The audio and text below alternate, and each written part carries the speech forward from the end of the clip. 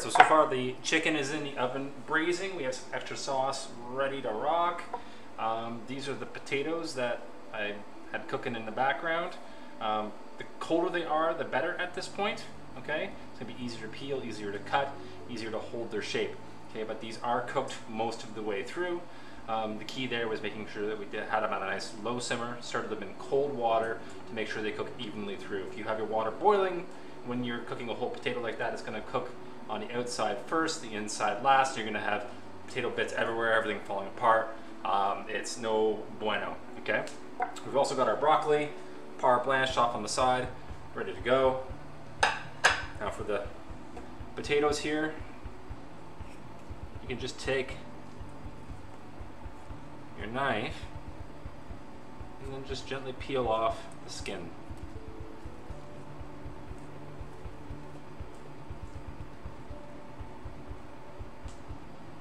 Should come off fairly easily. Got my pan on here, it's preheating. I'm going to show you how to finish these potatoes.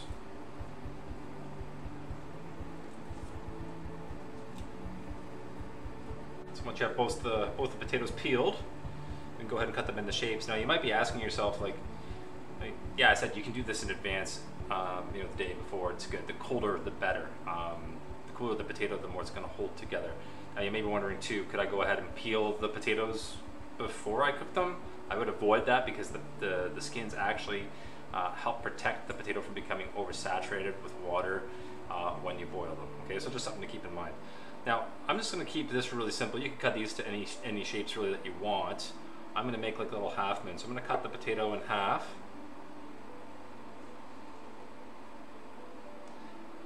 And then I'm going to cut them into finger width, kind of half moon slices, being very gentle.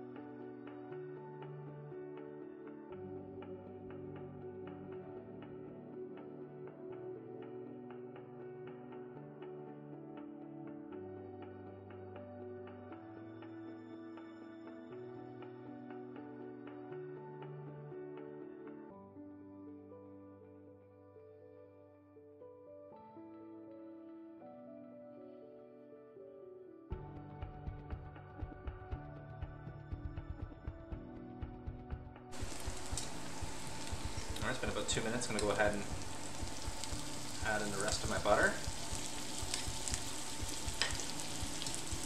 Go ahead and flip these. Nice golden brown color.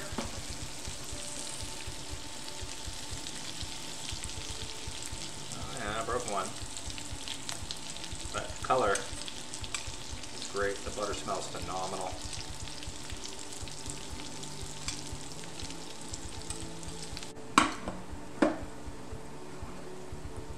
Back on the heat, can help get some of that golden brown on the other side. Now at this point, I can go ahead and I can add in some of this thyme and rosemary. It can handle a little bit of the heat. You don't want to burn it, okay? But it's really heavy in essential oils, and by adding it in at this stage, you're going to actually start to infuse the flavor of those herbs into the butter. That's what I'm looking to do right there.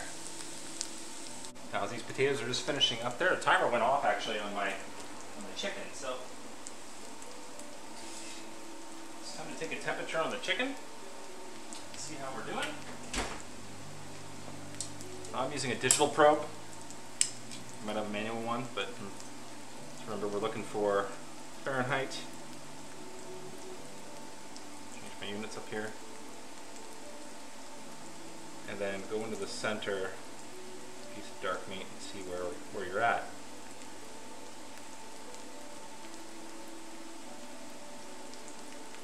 Excellent. So that is done. The second one for good measure here. Also done. So dark meat's done, and what's our white meat at? White meat's good too. Slightly over, like about 170. That's okay. Set that aside, let it rest.